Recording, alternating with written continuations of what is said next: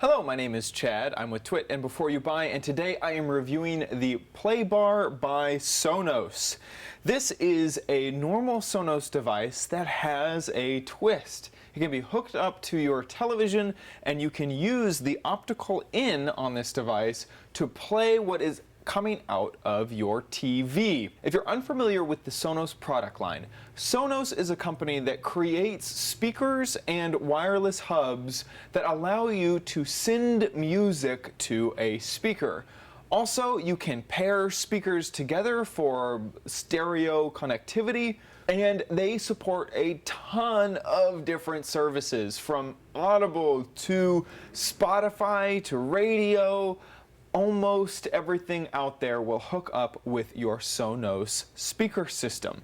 The speaker system can be used also in two different ways. In this standing mode, which you could also set onto a wall, or you can flip it around and set it down, and it goes into a low profile mode where if you have a TV, hopefully your remote can reach over the top of this low profile mode and get to the television, to the IR receiver. The Soundbar also has two IR receivers to accommodate for this. So you have one on the front here, and then you have a second one at the top. Kind of a nice design. The bar itself is created really nicely. The construction on this is great. It feels very solid. There's 9 speakers in here, and all around I feel like this is not a cheap soundbar. On the back of the soundbar there are a few connectors, one for power, one for optical audio in, and 2 Ethernet ports.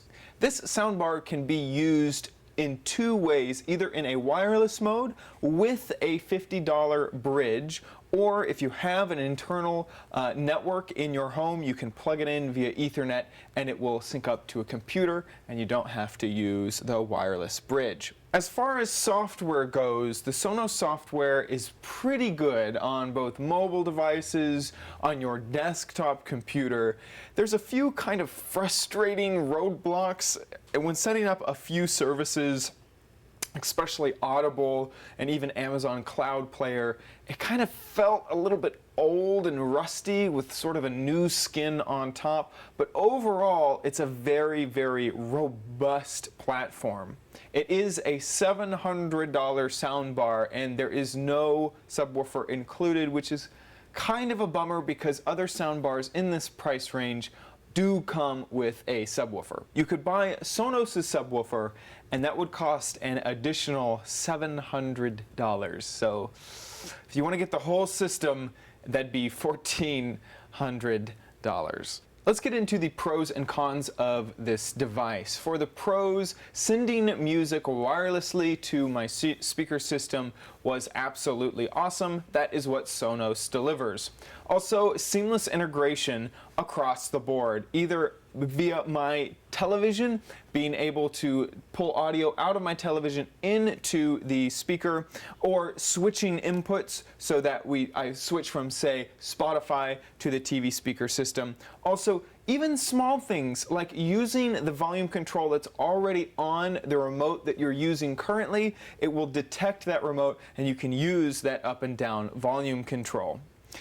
Also, this integrates really well if you are a Sonos family. If you have other Sonos devices in the house, you could even turn your other 3 speakers into back, left, and right speakers, which is pretty cool if you've already invested into the Sonos system. Now, for the cons, there's only one optical input, and it is optical. My television actually didn't have one. I had to plug my PS3 directly into the optical input, so I got sound that way. Also, televisions tend to not be upgraded on their optical output, and sometimes they will only output stereo. And when you have the option to do something like 5.1 with a complete speaker system, your television may not support it. Also, the app felt a little bit dated to me, and there were a few roadblocks, even though overall I would consider the app good. There's definitely some stuff that needs to be ironed out. And finally, it is expensive. Coming in at $700 without a subwoofer is quite a lot of money to drop on a Sonos soundbar. on the Playbar to be specific. So, buy, try, don't buy for the Sonos Playbar. I'm going to give this a buy.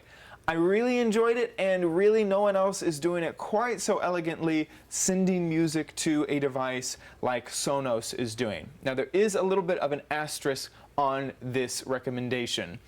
I am reviewing the product itself, and it was great. But me personally, I don't have $700 to spend on a soundbar. I am not taking into, there's too many people out there with too many different types of budgets. So if this soundbar does not fit into your budget, I'm sorry, then you probably shouldn't buy it. But if it is in your budget and you don't mind spending $700 on a soundbar without a subwoofer, I would recommend it. So that is that little addendum. Thank you so much for watching this review of the Sonos Playbar. I will see you next time.